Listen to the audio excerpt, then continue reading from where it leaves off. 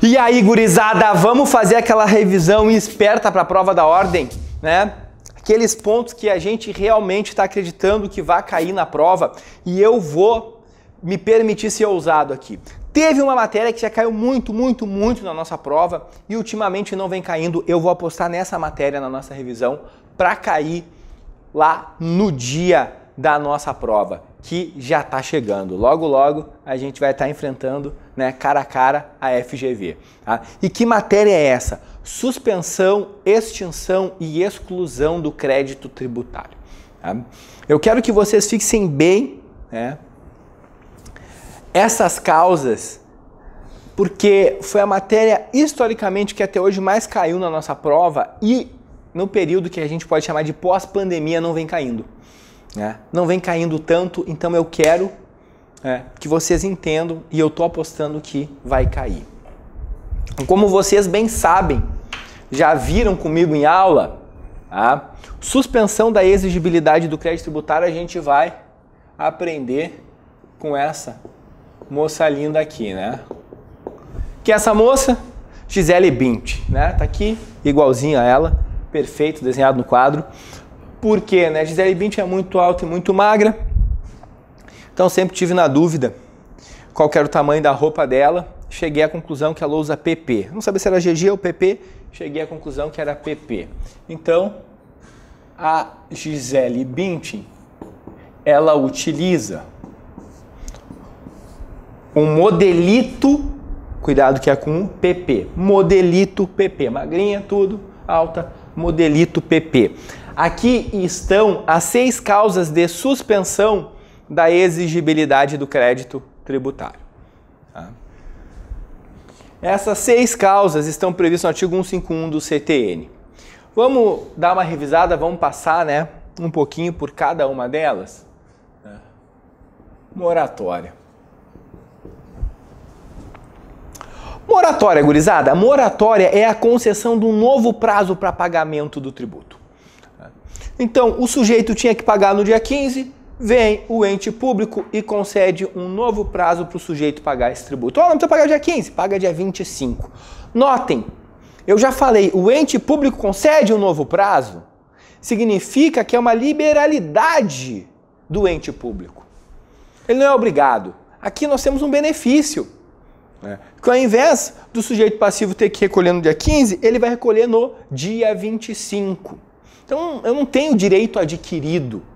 Eu não posso exigir que o ente público mude a data de recolhimento dos tributos. Nós tivemos um exemplo bem prático lá no início da pandemia, em 2020, em que a União postergou o pagamento de todos os tributos por 3 meses. O que a União fez? Porque não vem o nome. Só sai a lei postergando o pagamento. Mas qual que é o nome dessa conduta realizada pela União? Moratória. Então a União concedeu uma moratória para os contribuintes. Então sempre quando a gente tem a postergação do pagamento do tributo, nós estamos diante de uma moratória. Vamos pensar, a moratória tem que ser concedida por lei. Mas que lei é essa? Pode ser uma lei ordinária, não precisa ser complementar, pessoal. Mas principalmente o que essa lei tem que trazer? Ela tem que trazer quem vai se beneficiar da moratória, quais os tributos que vão estar incluídos nessa moratória, qual que vai ser o prazo para pagamento, que foi o que aconteceu. O que a União fez? Ela disse, olha, está incluído todos os tributos federais, então né? PIS, COFINS, imposto de renda, contribuição social, né? IPI, pelo prazo de 3 meses. Porque eu preciso saber quais tributos eu tenho postergado o vencimento e também eu preciso ter conhecimento quando que eu tenho que pagar. Se eu não sei quando eu tenho que pagar, não sei quais tributos, bem, eu não consigo usufruir da moratória. Então a lei tem que trazer expressamente essa previsão. E tem que também trazer expressamente quem vai se beneficiar dessa moratória. Porque a moratória pode ser geral e ela pode ser individual. E ela pode ser concedida apenas para parte do território daquele ente público. Vamos entender. Esse exemplo que eu estou falando para vocês, tá? É um exemplo de moratória geral. A União pegou e disse, todo mundo. Não precisa comprovar nada. todos os tributos, inclusive ela fez uma lei específica para empresas optantes pelo Simples Nacional. Então todos tiveram postergado o recolhimento dos tributos. Claro, o contribuinte podia optar, podia continuar pagando normalmente, minha empresa está saudável aqui, tudo certo, não quero essa postergação ou não, eu vou querer porque eu quero criar um giro. Então, liberalidade do contribuinte, mas isso aqui é uma moratória geral. Uma moratória específica, vou usar agora um exemplo fictício que podia ser o seguinte: quando nós tivemos, infelizmente essas últimas enchentes no nosso estado, tá? Aqui no estado do Rio Grande do Sul, o estado do Rio Grande do Sul ele poderia conceder moratória única e exclusivamente para empresas, né? Aqui um exemplo bem fictício, que tivessem perdido 30% do seu estoque. Para o contribuinte obter a moratória, o que ele teria que fazer? Ele teria que comprovar que ele perdeu pelo menos 30% do seu estoque. Notem, aqui eu tenho uma moratória individual. E como é que eu contribuinte, vou comprovar que eu perdi 30% do meu estoque? Eu vou comprovar perante a autoridade administrativa. Então a autoridade administrativa vai analisar minha documentação para me conceder a moratória. Bem, a empresa X perdeu pelo menos 30% do estoque, então tem direito à moratória, tá? Então vai ser dessa forma, concedido a caso por meio de despacho, né, da autoridade administrativa. E qual que é a outra situação? A outra situação é quando eu delimito o território. Então eu podia dizer que somente teria moratória de ICMS, Lajeado, Taquari, Encantado. Estou delimitando. Agora não precisa comprovar que tu perdeu 30% do estoque. Só a tua empresa estar nessa região que tu tens direito à moratória. Então, tem essas três possibilidades. Geral, individual e uma espécie é para parte do território do ente público. O Instituto da Moratória, ele tem uma especificidade que permite à União conceder moratória para os tributos administrados pelo Estado e pelo município, pelos estados e municípios e Distrito Federal, caso ela conceda para os tributos administrados por ela. Então lembrem o meu exemplo. Como a União, lá no início da pandemia, concedeu moratória para todos os tributos que ela administra, ela poderia ter se metido nos estados e municípios e ter concedido moratória desses tributos. Também está lá a previsão expressa do Código Tributário Nacional. Mas ela não o fez. Mas um detalhe, pessoal, que tu não pode esquecer no dia da tua prova. Só a União tem essa possibilidade. Professor, os estados também podem conceder moratória, então, dos tributos dos municípios? Não. Só a União pode conceder dos outros entes públicos. Mas tem esse requisito. Obrigatoriamente ela tem que ter concedido para todos os seus tributos. Se ela concedeu para todos os seus tributos, ela pode sim conceder para os tributos administrados pelos estados, municípios e Distrito Federal. Para a gente finalizar a moratória, tem um detalhe importante. Já falei, a moratória não gera direito adquirido. O que acontece se o sujeito frauda a moratória? Vamos pegar aquele exemplo que o cara tinha que ter perdido 30% do estoque. O cara malandrão, empresário, malandrão, que nunca vai dar nada. Ele chega para o contador e diz: ó, meu amigo, me consegue uma documentação de que eu perdi 30% do estoque. Mas na verdade ele perdeu nem 15%. E ele vai lá e pá, leva na fazenda essa documentação. O primeiro fiscal analisa e diz: ah, tu realmente perdeu 30%. Concede a moratória. Depois, quando vão revisar, se dão conta que, na verdade, esse documento foi fraudado, foi adulterado, ele não é correto, ele não condiz com a realidade da empresa. O que vai acontecer? Essa moratória, ela vai ser retirada desse sujeito. Só que o que é moratória? É postergação do prazo de pagamento. Significa que o sujeito tinha que recolher num dia e foi postergado o prazo para recolhimento. Nesse momento, pessoal, o sujeito, na verdade, ele está em mora, né? Porque ele já tinha que ter recolhido e não recolheu. Então, ele vai ter que recolher esse tributo, porque ele vai perder a moratória, só que com juros e multa. Então, Então, esse sujeito, ele vai ser multado, penalizado, ele vai sofrer a sanção tributária, porque ele fraudou a sua documentação. Ele tentou passar para trás a fazenda pública. Diferentemente do sujeito que daqui a pouco junta o documento, achando que perdeu 30% do estoque, na verdade perdeu 29%. 29 não é 30, pessoal. Isso aqui não é a prova de final de semestre, né? Que 5,8 vira 7. Não é. Então 29 não é 30, o cara não tinha direito à moratória. E por um equívoco lá, a fazenda concede a moratória, tudo. Quando vai revisar, diz, ixi, não perdeu 30, perdeu 29. Vou ter que retirar a moratória. Esse sujeito ele não vai ser multado, ele não vai ser sancionado, porque ele agiu de boa fé, ele também se enganou. Levou a documentação, se enganou, o ente público se enganou. Ok. Ele não vai sofrer a sanção. Beleza? Moratória. Então a gente já sabe o que é o MO.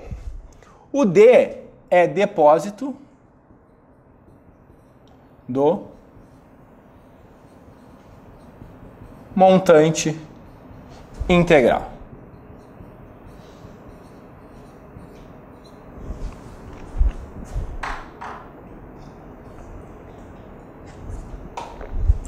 Depósito do montante integral. Pessoal, parece fácil, né? Ah, professor, depósito do montante integral isso é barbado. Na hora da nossa prova a gente às vezes se confunde, isso já caiu na nossa prova, e a gente às vezes esquece alguns detalhezinhos importantes. O nome do instituto já diz depósito do montante integral, mas o que é um integral? A nossa banca nos pergunta. Ah, o sujeito está sendo cobrado de 1 milhão e ele acha que deve 200 mil. Ele deposita 200 mil. Serviu de alguma coisa? Não. Não suspendeu a exigibilidade do crédito tributário. O montante integral é o montante cobrado pela fazenda. Não é quanto o contribuinte acha que deve. Importante, quem faz o depósito quer discutir, ele não está aceitando a cobrança. Porque senão não era depósito, a gente vai ver. A gente vai ver na nossa revisão ainda, era consignação em pagamento. Qual que é a diferença? Quem faz o depósito quer discutir, quem faz a consignação quer pagar. Aqui eu quero discutir, tá? Então, pessoal, o sujeito não aceita a cobrança, ele vai lá e deposita. Então tem que ser o valor total, e valor total significa todo o valor que a fazenda está cobrando e tem que ser em dinheiro. O STJ tem simulado essa questão, tá? O depósito tem que ser em dinheiro, bufunfa, money. E olhem que legal, se o sujeito faz o depósito do montante integral, o que suspende a exigibilidade é o depósito. Eu não preciso de decisão judicial. A decisão judicial é um ato meramente formal. O contribuinte tem um direito subjetivo à suspensão da exigibilidade. Então, depositou, suspendeu. O juiz não tem que dizer, ah, não, eu não concordo, eu acho que não, tu não acha nada. Nesse momento não acha nada, tá suspenso. Tu pode e deve, o juiz deve analisar se foi o valor total, mas se tu comprova, olha, estamos cobrando 1 milhão, depositei 1 milhão, show de bola, tá? Depositei o valor integral, eu tenho direito à suspensão da exigibilidade do crédito tributário. Gurizada, as duas próximas situações a gente vai estudar de maneira conjunta. Por quê? O CTN, né, o legislador, cometeu um pequeno deslize que ele separou o que ele podia juntar e tornar mais fácil. Porque o li é liminar em mandado de segurança. O tu é tutela antecipada em outra ação que não seja o mandado de segurança. Eu vou colocar aqui, em ação diversa. Tá? Gurizada, me acompanha aqui. Foca nisso, tá? Pô, se liminar em mandado de segurança, suspende a exigibilidade. Se tutela antecipada em outra ação, qualquer outra que não seja o mandado de segurança, suspende a exigibilidade, o que eu vou fazer? Eu vou juntar esses dois. Liminar em qualquer processo, suspende a exigibilidade do crédito tributário. Por quê? Se aqui eu reduzi e aqui eu aumentei, foi abrangente, qualquer liminar que eu consiga que o juiz diga que está suspenso, ponto. Então eu preciso lembrar dos dois de maneira conjunta. Então, conseguir eliminar, está suspensa a exigibilidade. Só que tem um detalhe, gurizada. Qual que é a diferença do depósito para liminar? Aqui eu preciso convencimento do magistrado. Eu preciso dizer, ô doutor juiz, eu tenho esses argumentos. É aquelas expressõezinhas em latim que vocês gostam, né? Que a gente parece chique falando, fumus boniuris, periculum mora. Então é isso que a gente precisa. A gente precisa chegar no sujeito juiz e demonstrar para ele que nós temos bons argumentos para suspender a exigibilidade. Se nós não conseguirmos demonstrar, nós não vamos levar. Então aqui não tem direito subjetivo. Aqui eu preciso obrigatoriamente do convencimento do magistrado. Se eu não conseguir convencer o magistrado, eu não levo e a minha exigibilidade não está suspensa. E alguns cuidados, a gente tem que ter alguns cuidados quando a gente fala em liminar em processo tributário, seja mandado de segurança, seja qualquer outro. Se a gente pedir liminar para não pagar tributo e depois ela cair, a gente tem que recolher o tributo corrigido, tá? Então, a gente criou um passivo para o nosso cliente. Outra questão, eu não consigo a repetição de indébito já na liminar. Eu quero a repetição dos últimos 5 anos já em medida liminar, eu não consigo. Eu consigo em medida liminar parar de recolher o tributo, mas eu não consigo fazer com que ela já me dê o direito à repetição, à restituição nos últimos 5 anos. Beleza? Então, liminar e tutela antecipada junto. O primeiro P é processo administrativo.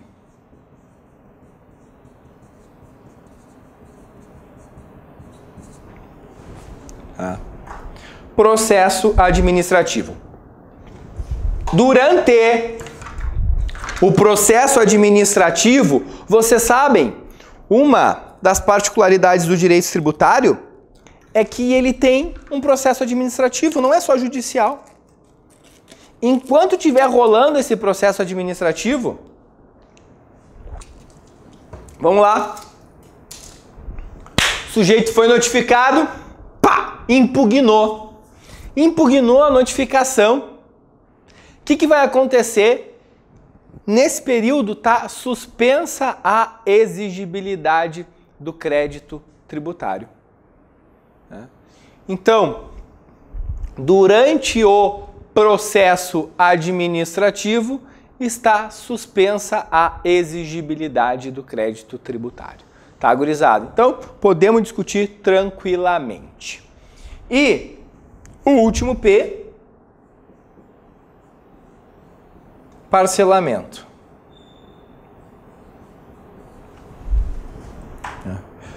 Parcelamento, todos vocês sabem o que é, né? A gente é brasileiro. O que a gente gosta de fazer? Compra parcelado.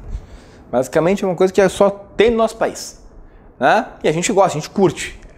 A gente não vê o preço final, a gente vê a parcela se cabe no nosso orçamento, tá? Gurizada, então o sujeito tem uma dívida e ele vai lá e parcela essa dívida, né? Divide em parcelas, em prestações, né? Isso é o parcelamento.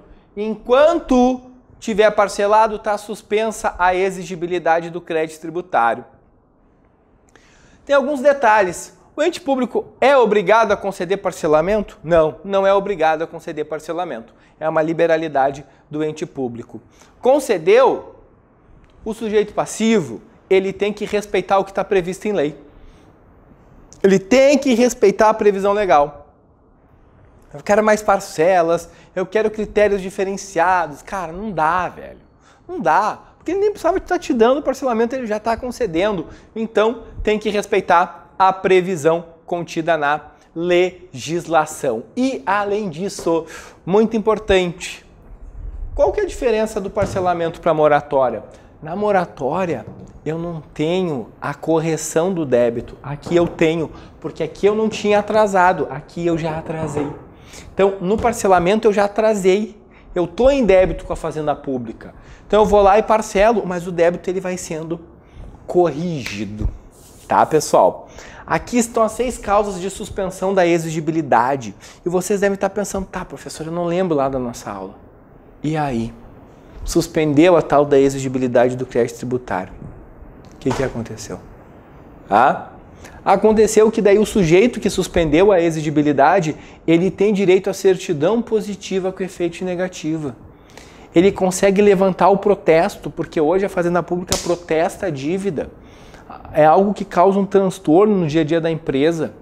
Além de levantar o protesto, certidão positiva, feita negativa, ele consegue retirar o nome do Serasa, porque hoje é inscrito no Serasa, e o nome fora do CADIM. O CADIM também é um órgão de devedores de tributos federais. Tá, pessoal? Então, olha a importância desse instituto.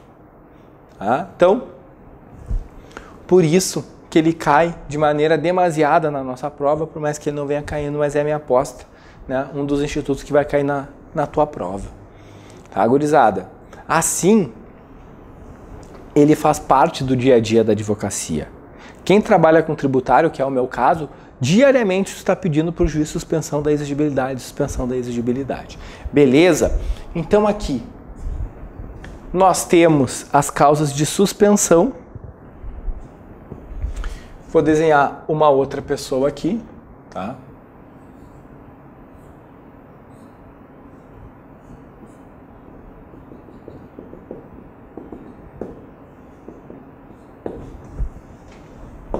Quem é essa pessoa? Uma cantora muito famosa, dona de uma voz muito bonita. Tá? Como é que nós chamamos ela?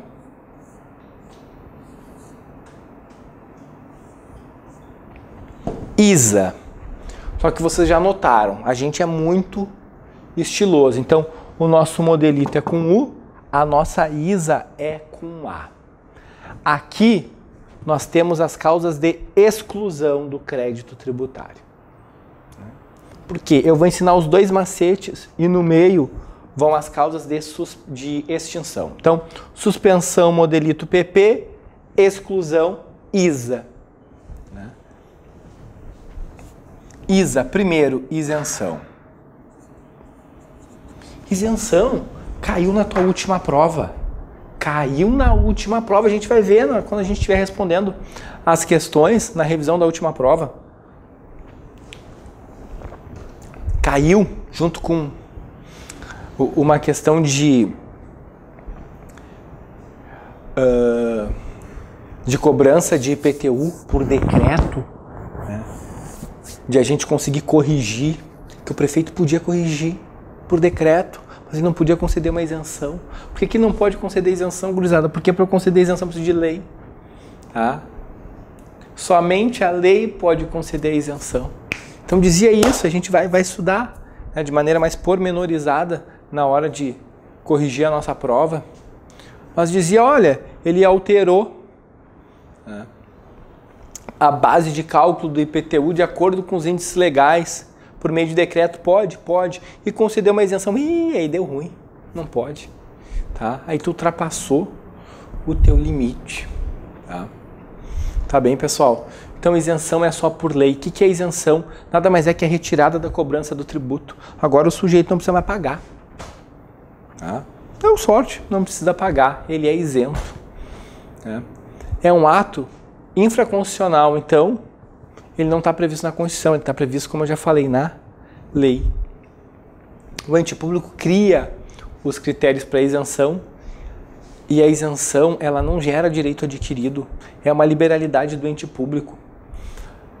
As isenções mais conhecidas, né, para pensionistas e aposentados em relação ao imposto de renda, né, que tiveram alguma doença grave, ou isenção de IPVA, IPI, ICMS na aquisição de veículos por portadores de necessidades especiais.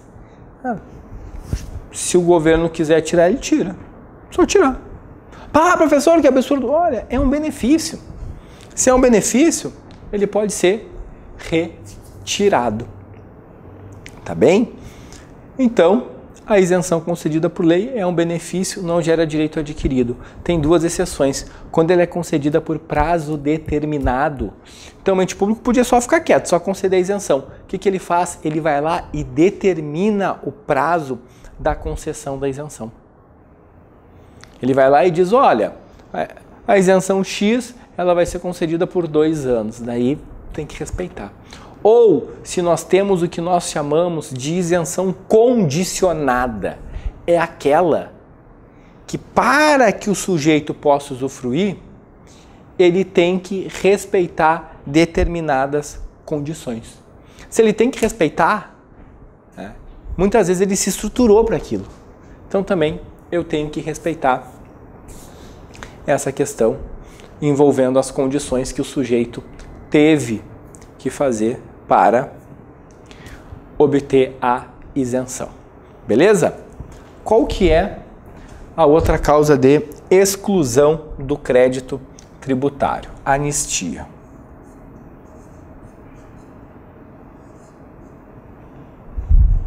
Anistia. O que é anistia? Anistia é perdão, indulgência do que? Da multa, da sanção tributária. E eu preciso que vocês entendam a anistia, porque ela é muito parecida com uma das causas de extinção do crédito tributário. Então, assim, anistia, perdão da multa. O sujeito foi multado, tinha um valor em aberto e o ente público vai lá e perdoa. Normalmente esse perdão acontece em razão do pequeno valor que está em aberto. Exemplo, vai lá o Estado do Rio Grande do Sul e diz multas de até R$150 de IPVA, elas estão perdoadas, então quem devia não deve mais. Um requisito desse instituto é que eu só consigo perdoar o que já aconteceu, eu não consigo um perdão futuro. Isso seria fácil, né? O sujeito sempre ia ficar com aquela multa de R$150, nesse nosso exemplo. Eu costumo comparar com desculpa, né? Eu não posso chegar para um amigo meu pedir desculpa de algo que vai acontecer daqui a 10 dias.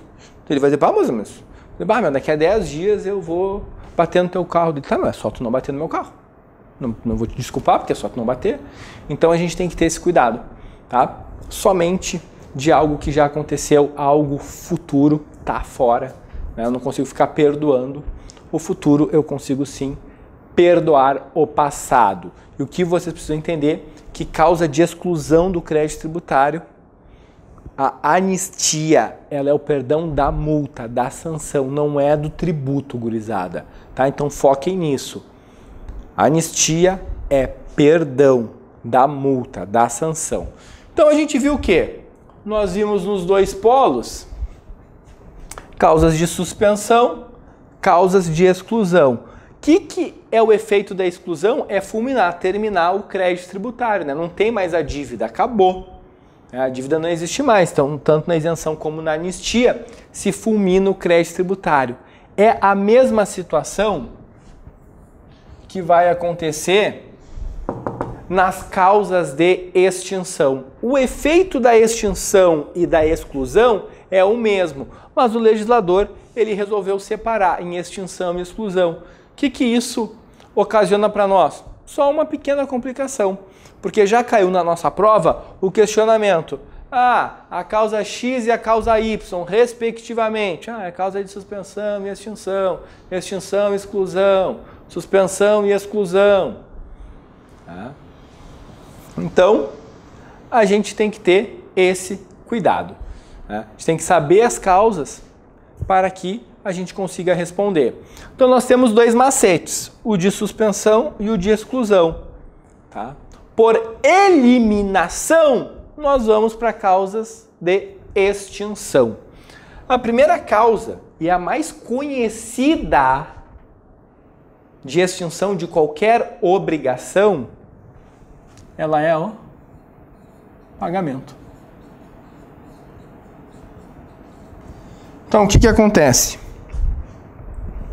Quando o sujeito quer extinguir uma obrigação, normalmente pagando, a obrigação está extinta. Uma obrigação de dar, que é a maior parte das obrigações que nós temos no nosso direito, no geral. No geral, a maior parte das obrigações elas estão relacionadas com pagamento. Claro que tem a obrigação de fazer, não fazer, mas pense na quantidade de processos, tem muito mais processos que busca dinheiro do que fazer e não fazer. E no direito tributário ela é a principal causa de extinção. Eu estou sendo cobrado, não quero mais ser cobrado, eu vou lá e pago. Quando eu pago, acabou, fulminou o crédito tributário. tá? Então, nós temos que ter esse cuidado, gurizada, tá? Paguei, extinguiu. Qual o cuidado que a gente tem que ter? No direito tributário não é só dinheiro, preferencialmente é dinheiro, né? É o que mais acontece. Mas o CTN, ele cria outras possibilidades que hoje estão completamente em desuso. Tá? Eu não preciso que você saiba um conceito de cada uma, só que elas existem, que tem outras formas de extinção no crédito tributário por meio do pagamento que não com dinheiro. Uma delas que ainda se usa, pouco, mas se usa cheque. Então o sujeito vai lá, paga um tributo com cheque. Está extinto o crédito tributário, mas temos que ter um cuidadinho. Qual o cuidado? Não adianta ser malandrinho, passar um voador. O tributo só vai estar extinto, tá? O crédito tributário só vai se extinguir após a compensação do cheque. Se o cheque não compensar, o crédito tributário ele não se extinguiu. Tá? Daí, outras formas de pagamento. Papel selado, estampilha, processo mecânico, tudo isso está previsto no CTN. Eu não preciso que você saiba o conceito de cada um. O que é cada um? Eu preciso que vocês saibam que existe outras formas de pagamento além da bufunfa, além do money. E em relação ao pagamento, algo que vocês têm que ir para a prova, ó, na ponta da língua, né? Aqui, ó, firminho no cérebro de vocês, é o prazo para pedir de volta quando se paga um valor a mais. Tá? Primeiro, quando o sujeito paga um valor a mais, paga um valor maior, ele pagou porque ele quis, tá? Recolheu lá uma guia errada. Tá? Mas ele calculou, ele apurou, ele recolheu errado mesmo. Quando ele faz isso, a restituição, ele tem direito a juros e correção monetária? Tem. Ele sempre tem direito a que o valor venha corrigido, o valor que ele recolheu indevidamente. Bah, professor, mas ele mesmo recolheu? Não interessa. Ele mesmo recolhendo, isso não retira o fato de que o ente público ficou com dinheiro que não era dele. A gente não pode ficar com dinheiro que não é nosso. Se a gente fica com dinheiro, com uma bufunfa que não é nossa, quando a gente vai devolver, a gente tem que devolver ela corrigida, gurizada. Regra da vida. Tá? E agora o prazo. A gente viu aqui que nós temos o tal do processo administrativo no direito tributário. O que acontece? Quando o sujeito recolhe esse valor indevidamente, ele tem dois caminhos. Ele pode optar pelo processo judicial para pedir de volta e ele pode optar pelo processo administrativo para pedir de volta. Tá? Qual que é o prazo? 5 anos, tanto faz o caminho judicial ou administrativo. O prazo, 5 anos. Então o sujeito ele tem 5 anos para pedir de volta o valor que ele recolheu indevidamente. Mas agora vem o detalhezinho que já caiu na nossa prova. Pedimos na esfera administrativa e nos foi negado. Então, não tem direito à restituição. A partir dessa decisão, nós temos 2 anos para entrar na esfera judicial. Tá? Então, nós temos 2 anos para entrar na esfera judicial pedindo a restituição do valor que nós recolhemos indevidamente. Ou seja, 2 anos para anular essa decisão administrativa. Importante, gurizada. Não interessa quanto tempo eu demorei para entrar na esfera administrativa. Se eu entrei no último dia dos 5 anos, se eu entrei no primeiro, deu errado, eu tenho 2 anos para bater as portas do poder judiciário para pedir de volta a minha bufunfa. Tá? Então, cuidado. Tinha 5.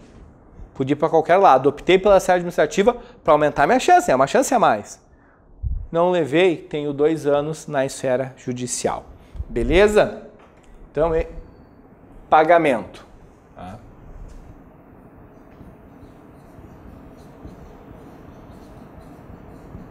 Transação. Então, transação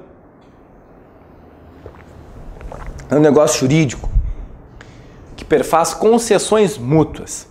Então, tanto o sujeito passivo, contribuinte, como o ente público né, o ente tributante, eles abrem mão de alguma coisa para que se chegue a um denominador comum para o contribuinte pagar. Hoje, a União ela tem aberto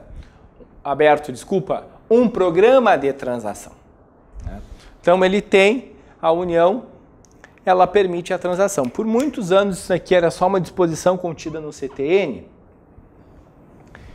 que não servia de nada, porque não se tinha a previsão da transação. Precisava uma lei para regulamentar. Hoje nós temos a lei que permite que a gente realize transação com o ente público. Dessa lei, ela cria os critérios, se o contribuinte se adequar, pode transacionar. Aqui a doutrina ela até traz uma observação, porque normalmente a transação ela também acaba extinguindo o crédito tributário por meio do pagamento, porque eu vou lá, transaciono e eu tenho que pagar, né? Mas o CTN, ele traz a transação como um instituto de extinção.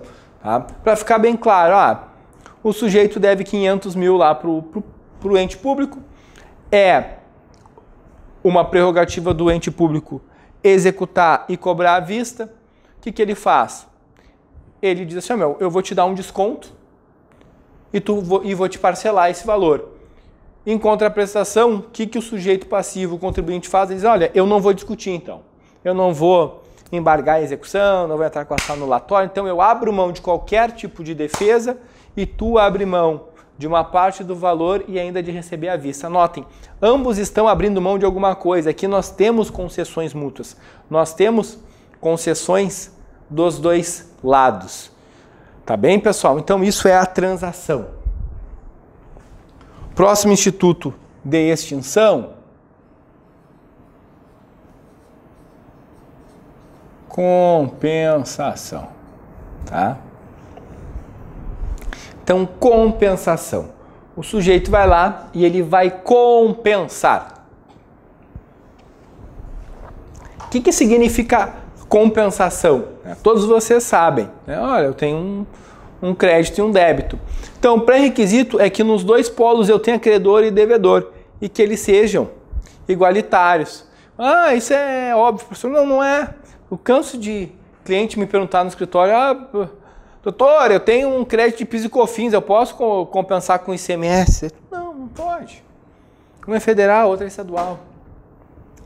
Mas além disso, né, juridicamente, tanto o crédito e o débito tem que ser líquido, certo e exigível. Eu não posso dizer, daqui a 30 dias eu vou ter um crédito, eu tenho um débito hoje, eu já vou compensar, não. E a compensação, ela depende de lei. Então, o ente público, ele tem que editar uma lei para criar as regras da compensação, para que eu saiba como eu devo realizar a compensação de um crédito que eu tenho. Inclusive, foi aqui que o Estado do Rio Grande do Sul, por muitos anos, acabou utilizando a falta de lei para não aceitar a compensação de precatórios adquiridos de terceiros. Porque dizia, não tem lei, tu não tem fundamento para realizar essa compensação. Hoje nós temos uma regulamentação para compensação de precatório. Por muitos anos nós não tivemos. Isso era a batalha que se travava judicialmente. Então, olha a importância, eu preciso da lei. Se eu não tiver a lei, eu não sei como compensar. Mas o instituto que vocês bem conhecem lá do direito civil, significa que eu tenho nos dois polos. Eu sou credor e devedor. Sou credor e devedor. A gente pode pensar no dia a dia. Eu devo R$200 para o João me deve 150. É mais fácil eu ir lá e pagar 50. Não tem lógica. Mas é diferente. Eu devo R$200 no dia 10 para o João e o João vai ter que me pagar 150 no dia 25. Tem que pagar 200 e esperar o João no dia 25 ele pagar 150. Vou correr esse risco, porque eu não consigo daí compensar esse valor. Porque a dívida ainda não é exigível. O meu crédito com o João não é exigível e o dele comigo já é. Então eu vou lá e pago e vou ter que aguardar mais alguns dias para que o João me pague, tá?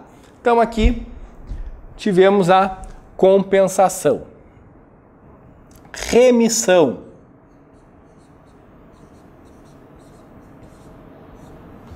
Pessoal, primeiro, remissão com 2 S's. Não é remissão com C cedilha, porque existe o Instituto da Remissão com C cedilha. Que também é importante para o direito tributário, que é quando a gente paga um débito para ter o bem de volta. Isso é remissão com cedilha. Agora, remissão com 2 S's também é perdão, indulgência. É muito parecido aqui, ó. Muito parecido. Qual que é a diferença? Aqui é perdão, indulgência do valor do tributo. Tá? Então,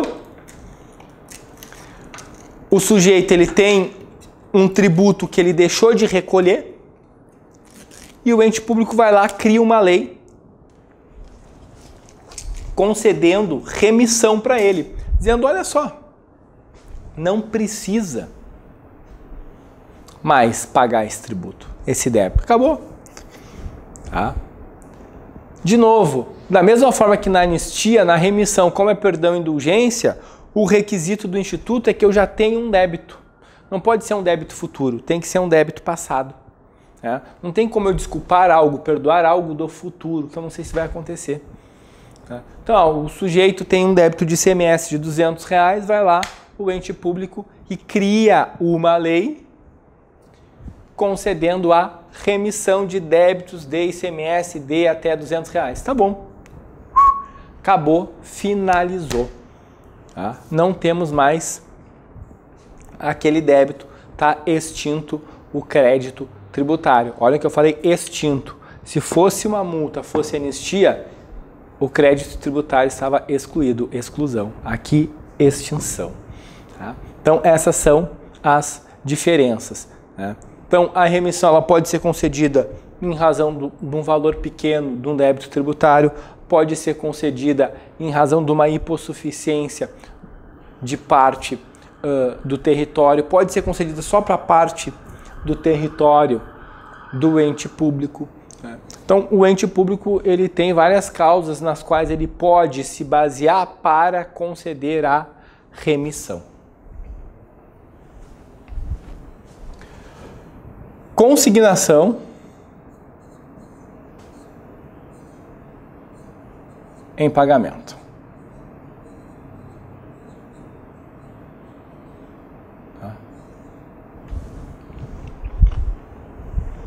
Eu já falei para vocês qual que é a diferença da consignação em pagamento para o depósito do montante integral. Quem realiza a consignação quer pagar, o sujeito ele quer pagar, tá? Mas ele está tendo alguma dificuldade que é culpa do ente público, não é culpa dele. O ente público está criando alguma dificuldade para esse sujeito pagar, então o que ele faz? Ele vai lá e realiza a consignação em pagamento. A consignação em pagamento, ela pode ser realizada no direito tributário apenas em 3 situações. Tá? Então, tem 3 situações que permite a consignação em pagamento do direito tributário. Primeiro, a mais comum, que todos vocês sabem, quando eu não sei para quem pagar. Em sala de aula eu adoro brincar, né? Tem 2 municípios cobrando ISS-QN do cliente. Um está cobrando 10, o outro está cobrando 5. Qual que a gente paga? Professor, pago dos 5. Que besteira, pessoal. Olha o problema que a gente pode estar gerando para o nosso cliente. Não, eu não sei. Quem dera se a gente pudesse escolher sempre pagar o menor valor. Não é assim. Não é assim que funciona. Se eu tenho 2 municípios cobrando ISS-QN da empresa, eu tenho que fazer o quê? Consignação em pagamento. Qual o valor da consignação? 5 ou 10? 10, gurizada. Por quê? Porque eu vou evitar que o meu cliente pague juros e correção monetária. Eu vou evitar isso. Eu vou sempre fazer a consignação do maior valor. Quando eu faço a consignação do maior valor, eu tiro esse risco do meu cliente. Então, o meu cliente, ele não se importa mais com aquele processo. Porque se o do 5 ganhar, ele recebe a diferença. Se o do 10 ganhar, já está extinto o crédito tributário, a consignação em pagamento. E daí, deixa os municípios lá, ó, brigando, se degladiando, o problema é deles. Já, se eu deposito do 5 e o 10 ganha, eu vou ser intimado a fazer uma complementação do depósito e daí sim acrescido de juros e correção monetária, tá? Outra situação da consignação em pagamento. Quando o ente público ele cria uma obrigação não prevista em lei. Então ele diz assim, olha, eu só vou aceitar o teu pagamento se tu vier na sexta-feira na repartição pública das 10 ao meio-dia. Mas da onde? Eu posso ir no banco? Eu posso fazer o pagamento no banco? Eu não preciso ir de sexta das 10 ao meio-dia. Então assim, ao invés de ir lá sexta às 10 ao meio-dia, eu vou lá e faço a consignação em pagamento. Então, já que estou me criando uma obrigação não prevista em lei, eu faço a consignação. E a terceira possibilidade, pessoal, é quando o ente público ele resolve atrelar o pagamento de um tributo ao pagamento de uma outra obrigação, de um outro tributo. Exemplo, a gente tem uma transportadora e a gente deve ICMS. E daí vai vencer o IPVA dos nossos caminhões, temos uma frota grande, 300 caminhões, a gente vai lá e paga. E o sujeito diz, não vou receber. Se tu não pagar o teu ICMS, eu não recebo o teu IPVA. Só que se a gente não tiver IPVA do caminhão quitado, pago, ele vai ser parado numa barreira e vai ser recolhido. Então, para nós é importante que o IPVA do caminhão ele esteja quitado, esteja pago. Dessa forma, o ente público não aceitando, o Estado não aceitando, a gente vai lá e faz consignação em pagamento. Olha, eu quero pagar o IPVA, está aqui. O que vai acontecer? Extinção do crédito tributário.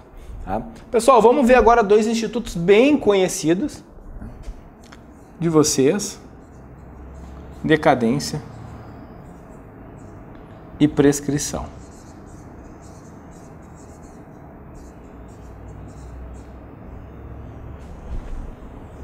Então, decadência e prescrição no direito tributário.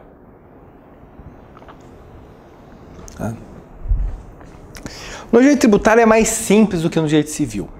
Vocês têm que ter em mente o seguinte: decadência é igual a lançamento, prescrição é igual a cobrança judicial. Então, decadência, prazo para lançar. Que prazo é esse? 5 anos. O sujeito ativo, o ente tributante, tem 5 anos para realizar o lançamento. Se a gente estiver falando de lançamento, a gente está falando de decadência. Tá? Ah, transcorreu 5 anos da data do fato gerador ou do primeiro dia do exercício subsequente, decadência, ponto, finalizou, tá? Então decaiu o direito do ente público de realizar o lançamento. Sempre que a nossa questão tiver mais de 5 anos em relação ao lançamento, fulminou o prazo é decadencial. Prescrição, 5 anos também, mas para cobrar judicialmente, para propor a execução fiscal. Quando que começa o prazo prescricional? Com o lançamento definitivo. Que lançamento é esse? O lançamento com o término do processo administrativo. Terminou o nosso processo administrativo? A partir daquele momento, nós temos um prazo prescricional para que o ente público proponha a ação judicial cobrando o sujeito passivo, exigindo o pagamento por parte do contribuinte. O que vai interromper esse prazo? Vai interromper se a gente realizar um parcelamento, ou seja, se a gente praticar um ato, ainda que extrajudicial, que signifique uma confissão de dívida. Vai interromper o prazo o despacho que ordena a citação na execução fiscal. Tá? Então, assim, prescrição, prazo para cobrança judicial, decadência, prazo para o lançamento. Ah, beleza, gurizada? Agora, decisão administrativa final. O que aconteceu? Tivemos o processo administrativo e o contribuinte ganhou. O contribuinte ganhou o processo administrativo. Se o contribuinte ganhou o processo administrativo, não pode o ente tributante propor uma execução fiscal contra si, sujeito passivo.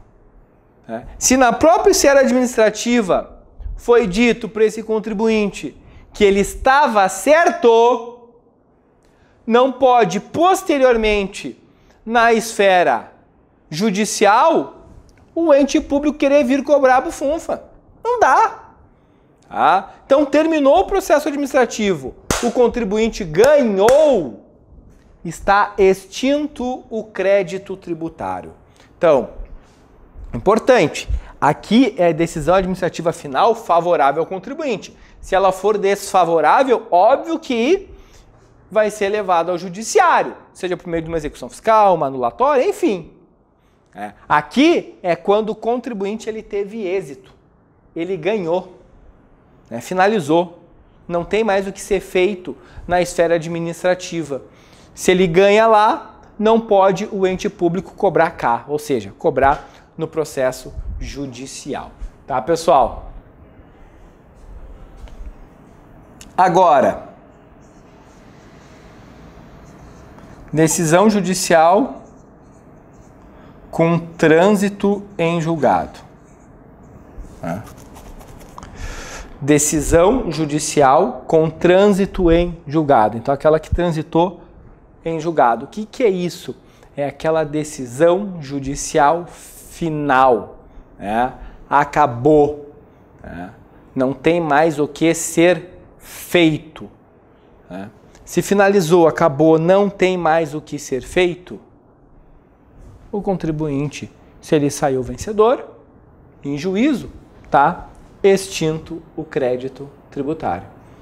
Então, discutimos, ganhamos no Supremo, trânsito em julgado, não cabe mais recurso, não cabe mais absolutamente nada, está extinto o crédito tributário.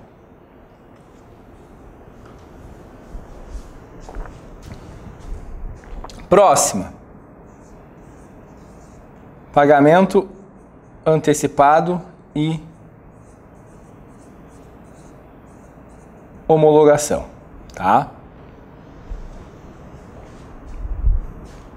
Então, quando eu tenho, nos casos de tributo sujeito a lançamento por homologação, o sujeito ele realiza o pagamento antecipado.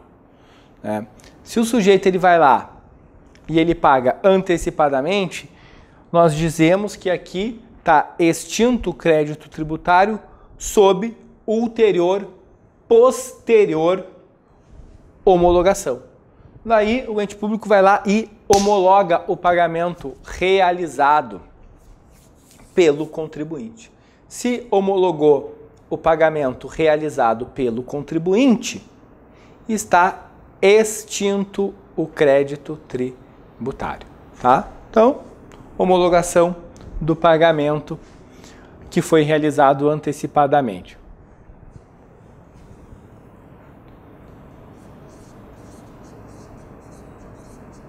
Dação em pagamento de bens imóveis. Aqui, ó, pagamento.